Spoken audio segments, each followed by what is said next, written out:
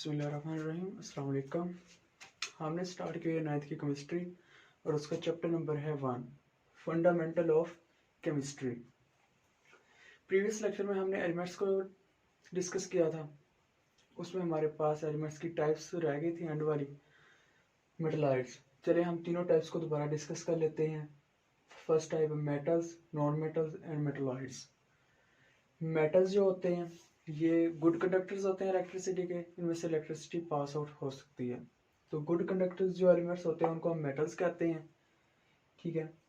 और जो कंडक्टर्स नहीं होते उन एलिमेंट्स को हम नॉन मेटल्स कहते हैं, ठीक है। इसकी वजह कल हमने लेक्चर में डिस्कस की थी कि मेटल्स में से करंट क्यों पास होता है और नॉन मेटल्स में से करंट क्यों पास नहीं होता, ठीक है। मेटल्स में जो एलिमेंट्स है पीरियोडिक टेबल में फर्स्ट ग्रुप और सेकंड ग्रुप के जो एलिमेंट्स हैं वो मेटलॉइड्स हैं। ये हमने कल डिस्कस नहीं किया था। फर्स्ट और सेकंड ग्रुप के जो एलिमेंट्स हैं ये मेटलॉइड्स हैं, सॉरी ये मेटल्स हैं, ठीक है। ये मेटल्स हैं और जो नॉन कंडक्टर्स हैं वो नॉन मेटल्स हैं। और जो मेटलॉइड्स हैं इनको हम सेमी मेटल्स और नॉन मेटल्स कहते हैं, ठीक है। कैसे? ये इनमें से कुछ एलिमेंट ऐसे हैं जो मेटल के तौर पर भी काम करते हैं, वर्क करते हैं, और कुछ नॉन मेटल्स के तौर पर भी वर्क करते हैं। यानी कुछ एलिमेंट्स में से कुछ एलिमेंट्स गुड कंडक्टर्स हैं, उनमें से इलेक्ट्रिसिटी गुजर सकती है, वो एज ए मेटल काम करते हैं, और कुछ जो है वो नॉन मेटल के तौर पर काम करते हैं। तो आज जो हमारा टॉपिक है वो है जी कंपाउंड। आज हम इंशाल्लाह कंपाउंड को डिस्कस करेंगे। Compound is a substance. Compound है क्या है? सब्सटेंस। अब ये कंपाउंड बनता कैसे है? Compound is formed by chemical combination of elements. इसमें जो कॉम्बिनेशन होता है एलिमेंट्स का वो केमिकल होता है, यानी केमिकली एक दूसरे से रिएक्ट करते हैं, और इनकी जो रेशो होती है वो फिक्स रेशो होती है। फिक्स रेशो क्या होती है ये हम कल डिस्कस कर चुके हैं, मजीद हम इसको दोबारा देख लेते हैं। जैसे कि हमारे पास वाटर है H2O, देखिए इसमें हाइड्रोजन 2 और ऑक्सीजन 1, ये इनकी रेशो है। तो इस फिक्स रेशो से ये क्या करेंगे? केमिकली कंबाइन करेंगे, कंबाइन होंगे तो क्या होगा? वाटर का एक मॉलिक्यूल बनेगा। तो ये है इनकी फिक्स रेशो, ठीक है। Chemically combination of elements in fix ratio. अच्छा, अगर हम थोड़ा सा इसको मजीद एक्सप्लेन कर रहे हैं कि फिक्स रेशो होती क्या है, ठीक है। For more explanation of fix ratio देखें, हम एटॉमिक मास को डिस्कस कर लेते हैं।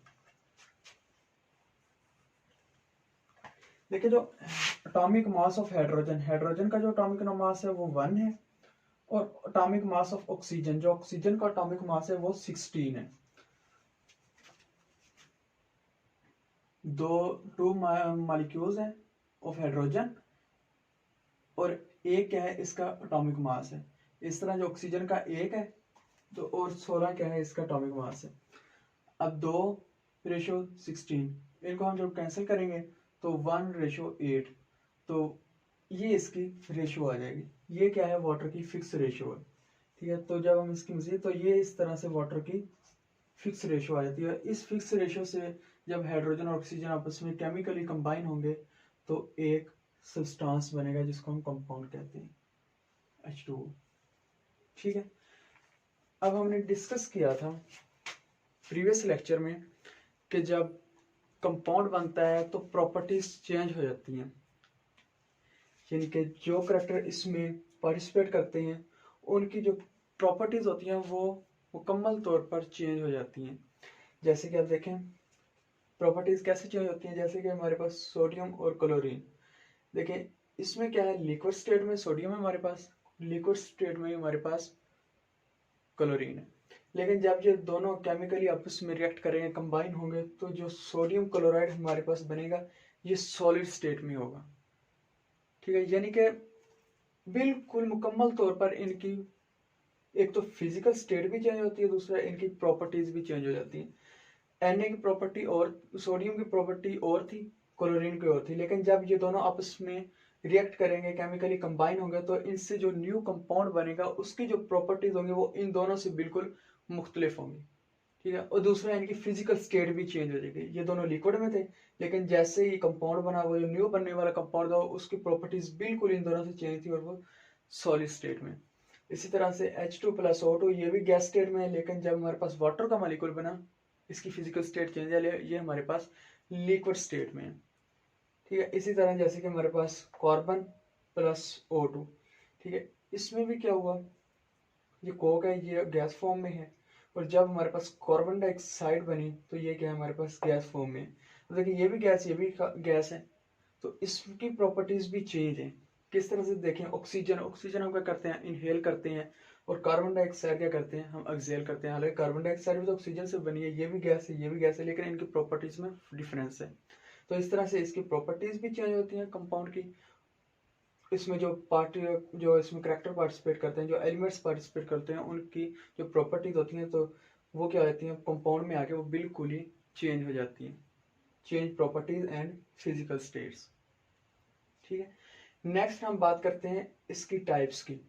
कंपाउंड की 2 टाइप्स होती हैं, ionic compound and covalent compound. 2 types होती हैं, ionic compound and covalent compound. अब आयनिक कंपाउंड्स कौन से होते हैं, the compounds which are formed in result of ionic bonds. ऐसे कंपाउंड जो आयनिक बॉन्ड के नतीजे में बनते हैं उनको हम कहते हैं आयनिक कंपाउंड। अब क्वेश्चन ये है कि what is ionic compound, ionic compound क्या है, sorry what is ionic bond, क्योंकि आयनिक बॉन्ड के नतीजे में आयनिक कंपाउंड बनते हैं ना। तो क्वेश्चन है what is ionic bond. Ionic bond है जी the bond which is formed by complete transfer of electrons, यानी कि जब 2 एलिमेंट्स आपस में मिलते हैं तो एक न्यू कंपाउंड बनता है। ठीक है, अब उस न्यू बनने वाले कंपाउंड के जो एलिमेंट्स आपस में मिले हैं, अब उनके दरमियान जो अट्रैक्शन होगी, जो बॉन्ड बनेगा, वो कौन सा होगा, को आयनिक होगा, कोवलेंट बॉन्ड होगा, कौन सा होगा, तो उसको हम डिस्कस करेंगे, उनके दरमियान बॉन्ड क्या होगा। तो पहली एक टाइप हम डिस्कस करें ionic bond, the bond which is formed by complete transfer of electrons is called ionic bond. अब कंप्लीट ट्रांसफर से क्या मुराद है, हम डिस्कस कर लेते हैं।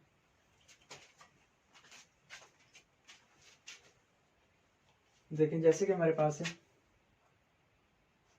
NaCl,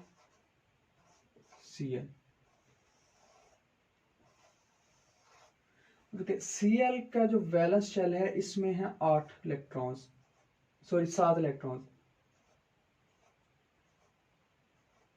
वैलेंस शेल में टोटल 8 इलेक्ट्रॉन होते हैं, लेकिन क्लोरीन के वैलेंस शेल में 7 इलेक्ट्रॉन है, और एक इलेक्ट्रॉन है सोडियम के वैलेंस शेल में। तो अब ये क्या करेगा, सोडियम अपना कंप्लीट इलेक्ट्रॉन इसको ट्रांसफर कर देगा। अब ट्रांसफर करने के नतीजे में इनके दरमियान जो बॉन्ड बनेगा वो आयनिक बॉन्ड होगा।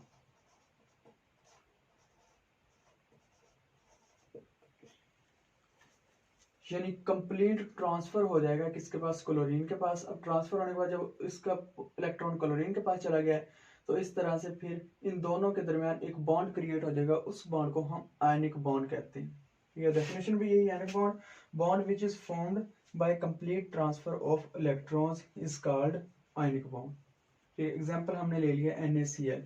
ठीक है, तो देखें ना, जब इसने अपना इलेक्ट्रॉन इस पे इसको डोनेट कर दिया तो इस पे पॉजिटिव चार्ज, इस पे नेगेटिव चार्ज, और इस तरह से इन दोनों के दरमियान बॉन्ड बन जाएगा, और ये जो बॉन्ड बनेगा उसको हम आयनिक बॉन्ड कहते हैं। ठीक है, आगे चलते हैं। आगे कहता है आयनिक कंपाउंड्स जो होते हैं, ionic compounds does not exist in molecular form.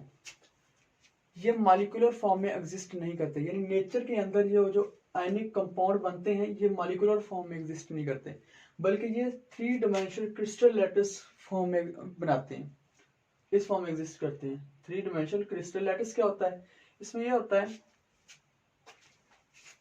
कि ये जो कंपाउंड होते हैं ये हाईली पैक्ड होते हैं, यानी एक दूसरे को इन्होंने कवर किया होता है अपोजिट चार्जेस के साथ, जैसे कि पॉजिटिव नेगेटिव पॉजिटिव नेगेटिव। अब इनके अपोजिट चार्जेस इनके सामने होते हैं, पॉजिटिव के साथ नेगेटिव, पॉजिटिव नेगेटिव, तो इस तरह से ये इनके दरमियान अट्रैक्शन होती है एक, और अट्रैक्शन की वजह से क्या होता है, स्ट्रॉन्ग इंटरमॉलिक्यूलर फोर्सेस होती हैं इनके दरमियान, जो फोर्सेस होती हैं वो स्ट्रॉन्ग इंटरमॉलिक्यूलर फोर्सेस होती हैं, यानी इंटरमॉलिक्यूलर फोर्सेस होती हैं वो वेरी स्ट्रॉन्ग होती हैं, क्योंकि इन्होंने अपोजिट चार्जेस ने एक दूसरे को कवर किया हुआ है। कवर किया होने की वजह से इनके दरमियान जो अट्रैक्शन होती है वो बहुत ज़्यादा मजबूत होती है। Strong intermolecular forces, strong intermolecular forces होने की वजह से इनके दरमियान जो मेल्टिंग और बॉइलिंग पॉइंट है वो हाई होता है। इनका जो मेल्टिंग और बॉइलिंग पॉइंट होता है वो हाई होता है। हाई क्यों होता है, इसकी रीजन ये है क्योंकि इनके दरमियान जो इंटरमॉलिक्यूलर फोर्सेस होती हैं वो स्ट्रॉन्ग होती हैं। स्ट्रॉन्ग क्यों होती हैं, क्योंकि ये क्या होते हैं, एक दूसरे को अपोजिट चार्जेस से कवर किए होते हैं थ्री डायमेंशनल क्रिस्टल लैटिस में। ठीक है, अब इसको जो हम रिप्रेजेंटेड करते हैं वो फार्मूला यूनिट से रिप्रेजेंटेड करते हैं। फार्मूला यूनिट क्या है, ये आगे हम इंशाल्लाह नेक्स्ट लेक्चर में इसको डिटेल के साथ डिस्कस करेंगे, what is formula unit.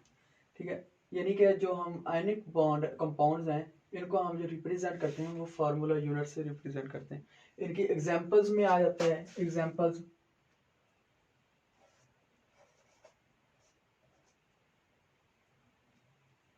CuSO4, copper sulphide, ठीक है, KBr, पोटाशियम ब्रोमाइड और NaCl सोडियम क्लोराइड, ये इसकी एग्जांपल है आयनिक कंपाउंड की। आगे सेकंड टाइप है हमारे पास कोवलेंट कंपाउंड। कोवलेंट कंपाउंड देखते हैं। कोवलेंट कंपाउंड क्या है, जिस तरह से आयनिक कंपाउंड आयनिक बॉन्ड के नतीजे में बनते हैं, इसी तरह से जो कोवलेंट कंपाउंड है ये कोवलेंट बॉन्ड के नतीजे में बनते हैं, which is the bond compound which is formed in result of covalent bond, यानी ये कोवलेंट बॉन्ड की वजह से बनते हैं। अब इधर भी वही सेम क्वेश्चन कि चलो आयनिक बॉन्ड तो समझ आ गया कि आयनिक बॉन्ड क्या है, कंप्लीट ट्रांसफर ऑफ इलेक्ट्रॉन्स है। तो इधर क्वेश्चन है कि what is covalent bond, covalent bond क्या है। तो covalent bond the bond which is formed by mutual sharing of electron. ठीक है, उसमें क्या था, कंप्लीट ट्रांसफर ऑफ इलेक्ट्रॉन्स, इसमें है म्यूचुअल शेयरिंग ऑफ इलेक्ट्रॉन। ठीक है, which is found by mutual sharing of electron, यानी एलिमेंट्स के दरमियान जो इलेक्ट्रॉन की ट्रांसफर होता है वो म्यूचुअल होता है, कंप्लीट ट्रांसफर नहीं होता। म्यूचुअल किस तरह से देखें, हमारे पास एग्जांपल के तौर पर है मिथेन, कार्बन, कार्बन टेट्रावैलेंट है, 4 वैलेंसी है इसकी, ठीक है, एक इलेक्ट्रॉन इधर है, एक इधर, एक इधर और एक इधर। तो इस तरह से क्या करता है, 4 हाइड्रोजन इसके साथ बॉन्ड बना लेते हैं। अब एक इलेक्ट्रॉन हाइड्रोजन ने कार्बन के साथ शेयर किया है और एक कार्बन ने हाइड्रोजन के साथ। इस तरह इस हाइड्रोजन ने कार्बन के साथ और कार्बन ने अपना एक इलेक्ट्रॉन इसके साथ। इस तरह इस हाइड्रोजन ने अपना एक इलेक्ट्रॉन इसके साथ और कार्बन ने एक इलेक्ट्रॉन इसके साथ। तो इस तरह से ये म्यूचुअल शेयरिंग ऑफ इलेक्ट्रॉन्स, यानी कि किसी भी एलिमेंट ने कंप्लीट अपना इलेक्ट्रॉन ट्रांसफर नहीं किया बल्कि म्यूचुअल शेयर किया। दोनों ने शेयरिंग की है इलेक्ट्रॉन्स को, इलेक्ट्रॉन्स की दोनों ने शेयरिंग की है, उसने हाइड्रोजन ने भी शेयर किया और कार्बन ने भी शेयर किया है। तो ये म्यूचुअल शेयरिंग है और इस शेयरिंग के नतीजे में जो बॉन्ड बनता है उसको हम कोवलेंट बॉन्ड कहते हैं। ठीक है, इसकी एग्जांपल है हमारे पास CH4 मीथेन, सल्फ्यूरिक एसिड है, कैल्शियम कार्बोनेट है CaCO3। और इसको हम जो रिप्रेजेंटेड करते हैं वो बाय मॉलिक्यूलर फार्मूला। ठीक है, उसको हमने जो कंपाउंड आयनिक कंपाउंड था उनको हमने रिप्रेजेंटेड किया था फार्मूला यूनिट से, और इसको हम रिप्रेजेंट करते हैं कोवलेंट कंपाउंड को मॉलिक्यूलर फार्मूला से। मॉलिक्यूलर फार्मूला क्या है ये भी हम इंशाल्लाह नेक्स्ट लेक्चर में डिटेल के साथ डिस्कस करेंगे। ठीक है, चलें जी, हमारे पास कंपाउंड कंप्लीट हो गया। हमने क्लासिफिकेशन ऑफ मैटर स्टार्ट की हुई है, तो उसमें कंपाउंड हमारे पास कंप्लीट हो गया। क्लासिफिकेशन ऑफ मैटर में नेक्स्ट है हमारे पास मिक्सचर। नेक्स्ट हमने मिक्सचर को डिस्कस करना है। ठीक है, कंपाउंड में हमने substance mixture classification of matter, उसमें हमने 2 क्लासेस में डिवाइड किया था, कंपाउंड में और साथ में मिक्सचर में। ठीक है, और मिक्सचर और सब्सटेंस में। सब्सटेंस को मजीद हमने 2 टाइप्स में डिवाइड किया था, एलिमेंट्स और कंपाउंड। ठीक है, अब हमारे पास नेक्स्ट है मिक्सचर। मिक्सचर को हम डिस्कस कर लेते हैं। जैसे कि कंपाउंड हमने डिस्कस किया था, pure form of water of matter is called substance, लेकिन मिक्सचर क्या है, इम्प्योर फॉर्म ऑफ मैटर, यानी मैटर की इम्प्योर फॉर्म को हम मिक्सचर कहते हैं। और इसमें जो कम्बिनेशन होता है एलिमेंट्स का वो भी उसमें कोई फिक्स रेशो नहीं होती, विदाउट फिक्स रेशो उनका कम्बिनेशन होता है। और impure form of matter is called mixture. Pure form हमने डिस्कस की थी, उसके उल्टा इम्प्योर फॉर्म, यानी इसमें कोई एलिमेंट्स की तरतीब नहीं होती, कोई इनकी फिक्स रेशियो नहीं होती, ना कभी ये सेम टाइप के होते हैं, नहीं होते, तो इसमें ये इम्प्योर फॉर्म है मैटर की। इसको हम डिफाइन कैसे कहते हैं? The physical combination of elements compounds, ठीक है, फिजिकल कॉम्बिनेशन होता है, इसमें फिजिकली कंबाइन होते हैं एलिमेंट्स एंड कंपाउंड्स। अब वो एलिमेंट्स दो भी हो सकते हैं, दो से ज्यादा भी हो सकते हैं, ठीक है। एलिमेंट्स कंपाउंड आपस में फिजिकली कंबाइन होता है विद आउट फिक्स रेशियो, किसी भी फिक्स रेशियो के बिना वो क्या करते हैं, उनकी फिक्स रेशियो नहीं होती, विद आउट फिक्स रेशियो दो या दो से ज्यादा एलिमेंट्स कंपाउंड्स आपस में फिजिकली कंबाइन होते हैं, तो उसके नतीजे में हमारे पास मिक्सचर बनता है। जैसे कि हम घर में शरबत वगैरह बनाते हैं, तो शरबत में देखें हम चीनी डालते हैं, वाटर डालते हैं, शरबत के अंदर हम जामिश्री भी यूज़ करते हैं या और भी कोई चीज़ हम यूज़ कर लेते हैं, तो उनकी कोई फिक्स क्वांटिटी नहीं होती, जितनी मिकदार में हमारा दिल करता है हम उनको उसमें यूज़ कर लेते हैं। तो इस तरह से वो क्या कहलाता है, मिक्सचर कहलाता है। हमारे पास मिक्सचर्स की दो टाइप्स हैं, होमोजीनियस मिक्सचर और हेट्रोजीनियस मिक्सचर, ठीक है। इनको हम डिस्कस करते हैं। हमारे पास होमोजीनियस मिक्सचर, होमो का मतलब है सेम, यानी ऐसे मिक्सचर जिनकी कंपोजिशन यूनिफॉर्म होती है। Homogeneous means the mixture which have uniform composition, ठीक है। और इसकी एग्जांपल है, इसमें आप आइसक्रीम और एयर वगैरह कह सकते हैं कि ये क्या है, होमोजीनियस मिक्सचर, नहीं इसमें जो कंपोजिशन होती है वो यूनिफॉर्म होती है, यूनिफॉर्म कंपोजिशन। नेक्स्ट है हमारे पास हेट्रोजीनियस मिक्सचर। हेट्रो का मतलब है डिफरेंट, यानी ये इसमें यूनिफॉर्म कंपोजिशन थी, तो हेट्रोजीनियस में कंपोजिशन रिमेन चेंज, इसमें रिमेन यूनिफॉर्म रहती है और इसमें क्या होती है, composition remain change, composition change होती रहती है, यानी कि यूनिफॉर्म नहीं होती। इसकी एग्जांपल है जैसे कि हमारे पास सॉइल, इसकी एग्जांपल हमारे पास सॉइल है और इसमें हमारे पास आइसक्रीम है, इसकी कंपोजिशन रिमेन यूनिफॉर्म रहती है होमोजीनियस मिक्सचर की, और हेट्रोजीनियस की नॉट यूनिफॉर्म, यानी रिमेन चेंज होती रहती है, जैसे कि सॉइल इसकी एग्जांपल है हमारे पास। आज हमने कंपाउंड को भी डिस्कस कर लिया और साथ में मिक्सचर को भी डिस्कस कर लिया, हमारी क्लासिफिकेशन ऑफ मैटर कंप्लीट हो गई।